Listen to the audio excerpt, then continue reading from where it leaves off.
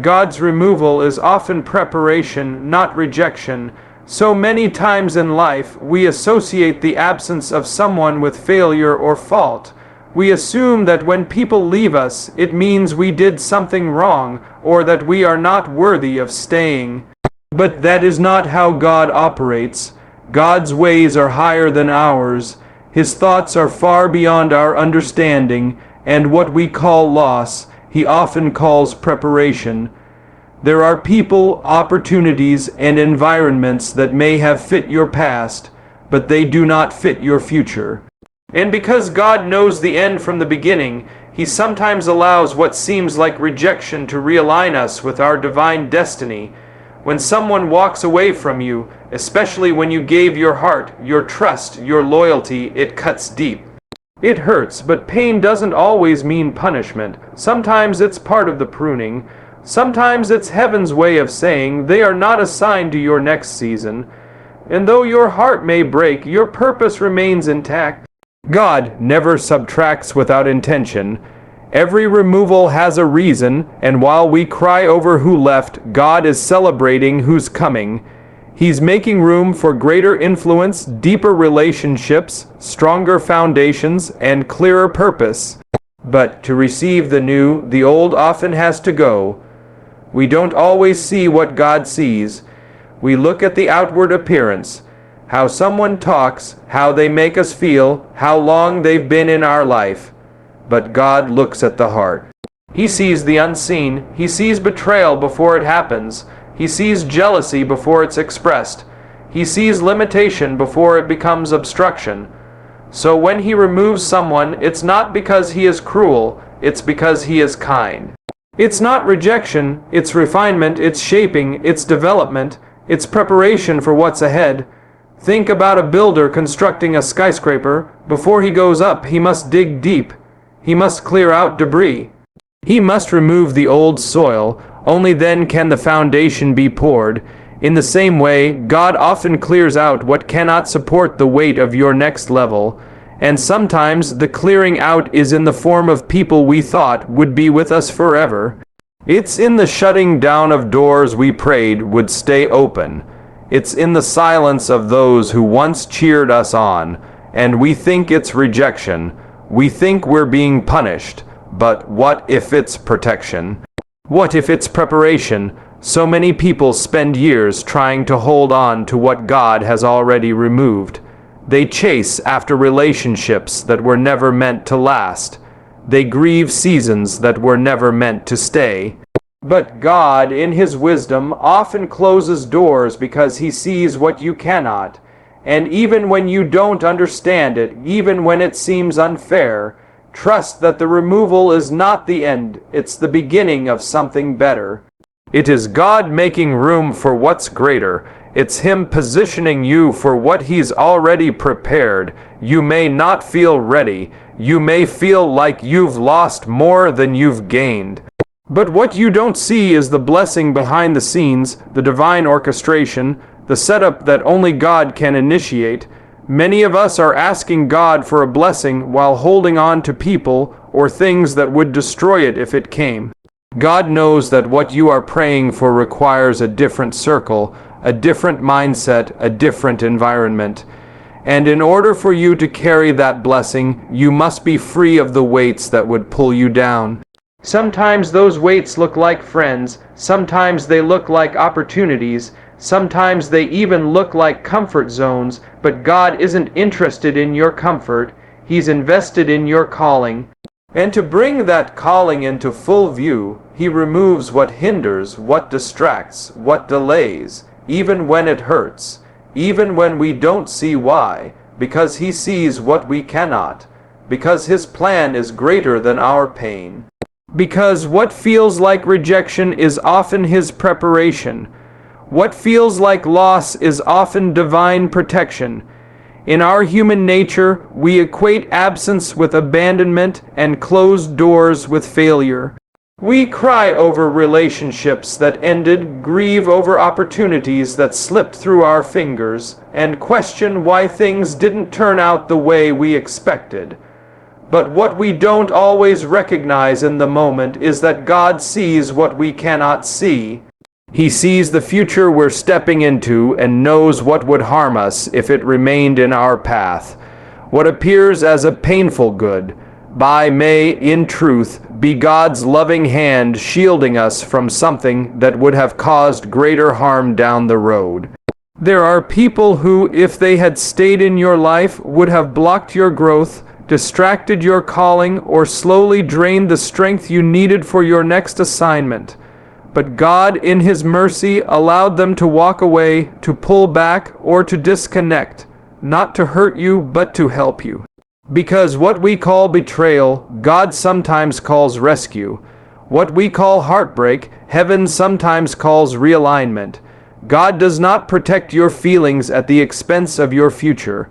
He protects your destiny even when it requires discomfort. Even when it means allowing things to fall apart so something greater can come together. Often, we don't recognize protection until we've healed enough to look back. It's only then we see how that denial was actually direction, how that broken plan was actually a better path. We learn that peace was not possible in the presence of what God removed, and though it hurt to let go, it would have hurt more to hold on. Divine protection is not always visible, but it is always present in the lives of those who trust Him fully. Some people can't go where God is taking you. As God begins to elevate your life, shift your calling, and prepare you for a new season, not everyone will be able to handle what He is doing in you.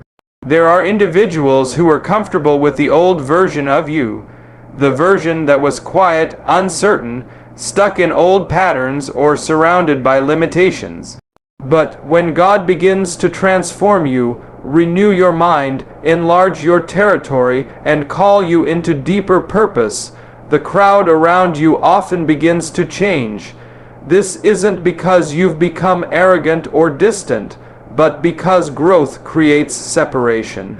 Spiritual maturity exposes immaturity. New vision causes old mindsets to be uncomfortable. There are friends who cheered for you as long as you stayed small. They supported you when you were struggling, but now that God is calling you to rise, they don't know how to relate to you anymore. And that's not always their fault. It simply means they were only meant to be part of the journey, not the destination. Just as Abraham had to leave behind what was familiar to walk into God's promise, so must you release attachments that can't survive where God is taking you. Elevation requires separation, and sometimes that separation comes through people walking away, doors closing, or connections fading. It's painful, but it's also purposeful. God knows that carrying certain people into your next season would delay what He has planned for you.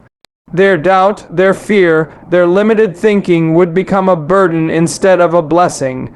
So in His wisdom, He begins to remove them, not to isolate you, but to prepare you. Because your next chapter demands a new environment, new voices, and new alignments that reflect the weight and purpose of where you're headed. Pruning precedes greater purpose and fruitfulness. In John 15, Jesus speaks of the vine and the branches, explaining that every branch that bears fruit is pruned so that it may bear even more fruit. This spiritual principle reveals a deep truth about how God works in our lives. Often, when things are being taken away, when people are being removed, or when we're being stripped of what feels comfortable, it's not because we are failing, it's because we are growing. God doesn't prune dead branches. He prunes the living ones. He prunes what's already producing so that it can produce more. When God begins to prune, it can feel like loss. It can feel like something is being stolen from us. But in reality, pruning is intentional. It's precise. It's an act of divine care from the one who knows your potential. He sees the weight of your calling, the size of your assignment, and the depth of your influence, and He removes anything that might hinder what He's placed inside you. He cuts away what looks good on the outside but may be holding you back on the inside. He trims attitudes, connections, and distractions, not to punish, but to prepare. It's easy to trust God when He's adding to your life. It's harder to trust Him when He's subtracting, but it's in those moments of divine subtraction that He is actually multiplying your capacity. The pruning process refines your character, sharpens your focus, and strengthens your spirit. It clears the clutter, so that what truly matters can flourish.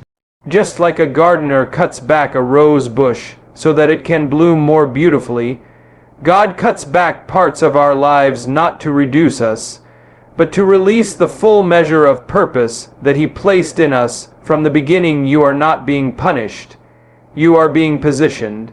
When life takes a sudden turn, when people walk away, when doors slam shut and everything feels uncertain, the enemy whispers that it's your fault, that you're being punished, that somehow you missed the mark. But the truth of God's Word declares something entirely different. The steps of the righteous are ordered by the Lord, and when He allows a shift, it's never random. It's always strategic. It's not about what you're losing. It's about where you're being led. God's positioning is not always visible at first, but it is always purposeful. Many times, before a blessing is revealed, God changes your environment. He disrupts your comfort. He removes relationships that no longer align with His plan. He closes doors that once brought you favor, and though it feels like something is being taken from you, it's really a setup for something greater. Positioning doesn't always look like progress. Sometimes it looks like standing still. Sometimes it looks like being overlooked. Sometimes it feels like going backward. But in every delay, in every detour, God is aligning you with your destiny. Think of Joseph in the Bible.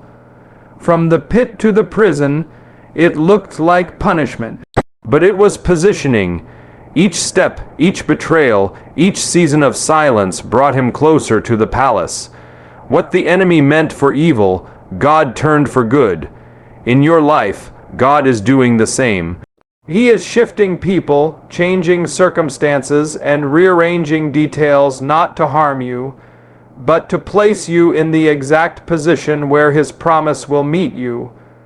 What seems like rejection is often redirection. What appears as loss is often a launch pad. God isn't trying to hurt you. He's trying to prepare you for the weight of the blessing that's coming.